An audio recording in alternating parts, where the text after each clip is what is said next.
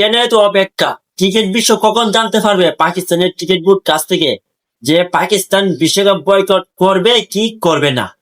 পাকিস্তানের প্রধানমন্ত্রী এবং পাকিস্তান ক্রিকেট বোর্ডের সভাপতি মহসিন নাকভীর এবং শাহবাজ শরীফ তারা 2-3 দিন আগে একটা মিটিং করেছিল। সেই মিটিং এ কিন্তু ফাইনাল সিদ্ধান্ত আসার কথা ছিল পাকিস্তান বিশ্বকাপ বয়কট করবে কি করবে না।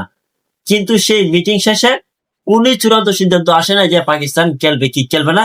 এটা ফাইনাল সিদ্ধান্ত এসেছে যে পাকিস্তান আরো সময় নিবে, শুক্রবার এবং শনিবার, মানে আজকে শুক্রবারে জানাতে পারে। যদি আজকে শুক্রবার না জানান তাহলে আরো 3 দিন পর, আর 3 দিন পর সোমবারে জানাবে।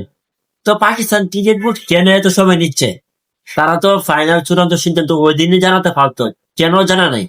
এটাই এখন ক্রিকেট বিষয়ের প্রশ্ন। পাকিস্তান ক্রিকেট বোর্ড চাচ্ছে যে আইসিসি এবং বিসিসিআই কে আরো চাপে ফেলতে।